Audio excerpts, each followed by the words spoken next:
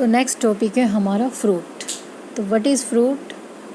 Fruit is ripen ovary after fertilisation, यानी कि जो आपकी ओवरी थी फ्लावर में, जब वो पक जाती है, राइपन का मतलब होता है पकना, आफ्टर फर्टिलाइजेशन के बाद, तो वो किस में बदल जाती है? वो बदल जाती है फ्रूट में।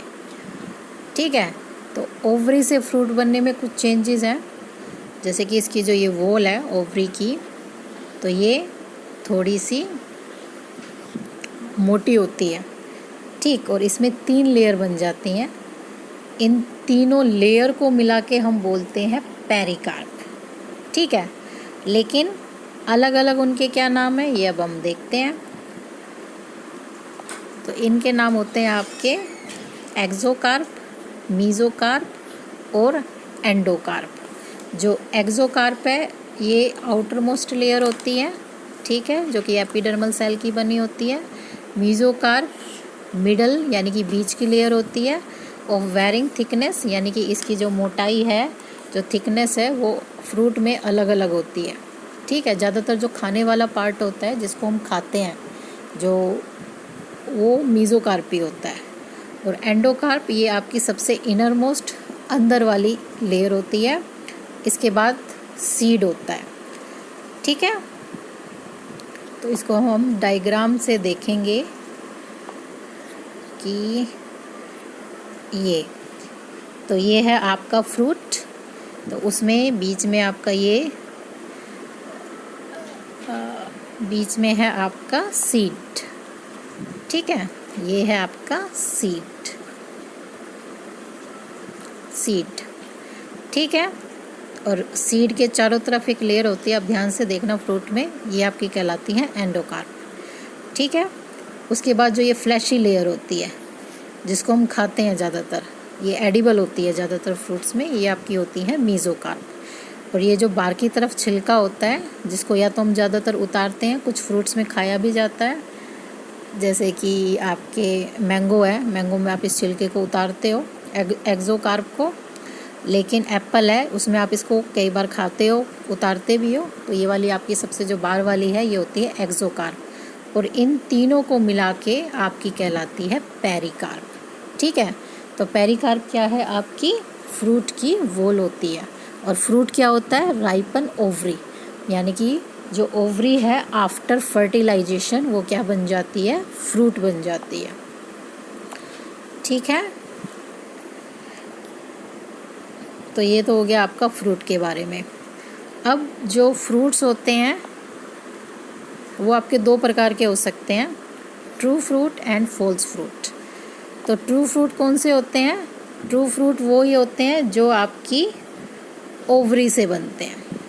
ठीक है, यानी कि जिन प्लांट्स में ओवरी ही फ्रूट में कन्वर्ट होती है आफ्टर फर्टिलाइजेशन, वो फ्रूट आपके क्या कहलाते हैं? True fruits. ठीक, तो फॉल्स फ्रूट क्या होते हैं? फॉल्स फ्रूट वो होते हैं जिनमें जो फ्रूट पार्ट होता है वो ओवरी से ना डेवलप होके ओवरी को छोड़ के फ्लावर के किसी भी अन्य पार्ट से हो जाता है। तो इसका एग्जाम्पल है आपका एप्पल।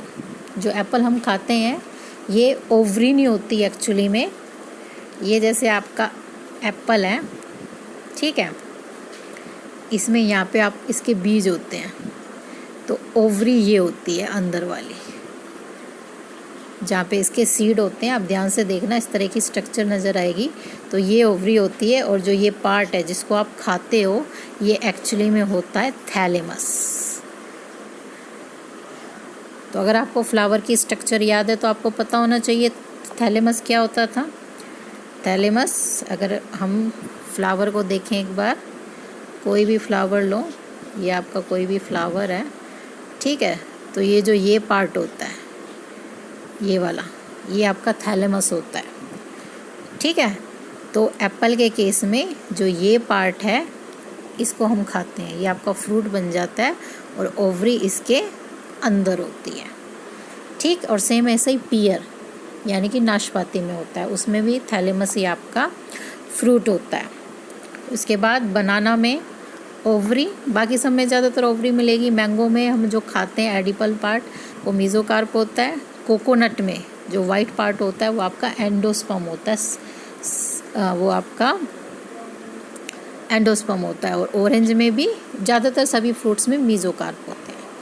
ठीक है, तो फिर आपका नेक्स्ट टॉपिक आता है, ये आपका डायग्राम हो गया। इसमें आपके तीनों लेयर हमने दिखाई हुई हैं, एपिकार्प, मीजोकार्प और एंडोकार्प।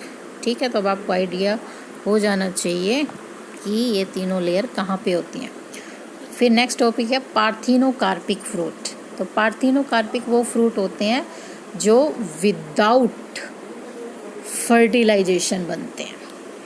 तो अगर फर्टिलाइजेशन नहीं होगा तो क्या होगा, ऐसे फ्रूट्स में आपके सीड्स नहीं होते हैं, बीज नहीं होते हैं। तो फ्रूट में ये डिज़ायर क्वालिटी है कि अगर उनमें सीड्स ना हो, कुछ फ्रूट आपके ऐसे हैं जिनमें सीड्स ना हो, तो वो आपके ज़्यादा बिकेंगे, यानी कि उनकी जो डिमांड है वो ज़्यादा बढ़ेगी। जैसे आपके ग्रेप्स हैं, ग्रेप्स आप विद सीड खाना चाहोगे या विदाउट सीड खाना चाहोगे? ऑफ कोर्स विदाउट सीड खाना चाहोगे। ऑरेंज है, उसको भी आप विदाउट सीड ही खाना चाहोगे। ठीक है, तो यहाँ पे जो डिज़ायर क्वालिटी है, क्योंकि हमें सिर्फ मीजोकार्प चाहिए, तो ये बाय इंजेक्शन या बाय हार्मोन्स आर्टिफिशली हम फ्रूट्स को विदाउट फर्टिलाइजेशन ही ओवरी को सीधा फ्रूट में बदलते हैं, और ऐसे फ्रूट आपके कहलाते हैं पार्थिनोकार्पिक फ्रूट। ठीक है, नेक्स्ट टॉपिक है आपका सीड्स। इसमें आपके यूज़ बताए हैं। यूज़ आपको पता ही है, सीड्स से आप अपने नए प्लांट्स बना सकते हो। ठीक है, सीड्स को, किसी प्लांट को दूसरी जगह ले जाना मुश्किल है, लेकिन सीड्स को आसानी से आप एक जगह से दूसरी जगह लेके जा सकते हो, और दूसरी जगह जहाँ पे वो बिल्कुल भी पैदा नहीं होते वहाँ पे उनको ग्रो कर सकते हो। ठीक, सीड्स के अंदर एक नन्हा बेबी प्लांट होता है जिसको एम्ब्रियो के रूप में, ठीक है, एंडोस्पर्म होता है उसके नोरिशमेंट के लिए। ठीक, तो इतने वो नया पौधा नहीं बनता, इतने जो प्रोटेक्शन मिलती है एम्ब्रियो को सीड के अंदर ही मिलती है। और जो, क्योंकि ये फर्टिलाइजेशन के प्रोडक्ट है सीड्स, तो जो नए प्लांट बनते हैं उनमें हमेशा क्या होता है, जेनेटिक वेरिएशन होता है, यानी कि वो अपने पेरेंट प्लांट से अलग होते हैं, उनमें कुछ न्यू कैरेक्टर्स भी होते हैं। इनको लंबे टाइम तक स्टोर भी करके रखा जा सकता है कि भाई आपको अभी नहीं बोना है, कुछ टाइम आप इनको स्टोर भी करके रख सकते हो। तो ये सारे इनके यूजेस हैं। ठीक है, उसके बाद आता है एपोमिक्सिस। तो एपोमिक्सिस फर्टिलाइजेशन से ही मिलती जुलती है। तो यहाँ पे तो फ्रूट डेवलप विदाउट फर्टिलाइजेशन है, तो केवल एक वर्ड चेंज करना है। अगर सीड्स डेवलप विदाउट फर्टिलाइजेशन तो इसको हम बोलते हैं एपोमिक्सिस, यानी कि सीड बनाते हैं लेकिन फर्टिलाइजेशन के बिना ही। ठीक है, तो एपोमिक्सिस को हम अब एसेक्सुअल रिप्रोडक्शन भी मान के चलते हैं, क्योंकि इसमें सीड्स तो बन रहे हैं लेकिन फर्टिलाइजेशन तो हुआ ही नहीं है, तो ये एक तरह का एसेक्सुअल रिप्रोडक्शन भी हो जाता है। ठीक है, एपोमिक्सिस होने का कारण क्या है?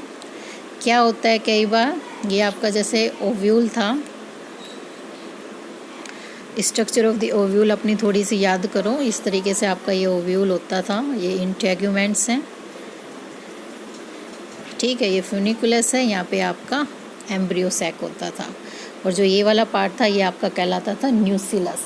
और कई बार क्या होता है, यहाँ पे जो आपकी सेल है न्यूसिलस, ये ग्रो करती हैं, और ग्रो करके ये एम्ब्रियो सैक के अंदर आ जाती हैं, और अंदर एम्ब्रियो सैक में अंदर घुसने के बाद ये डायरेक्टली डेवलप हो जाती हैं एम्ब्रियो में। तो एक रीज़न तो इसका ये होता है।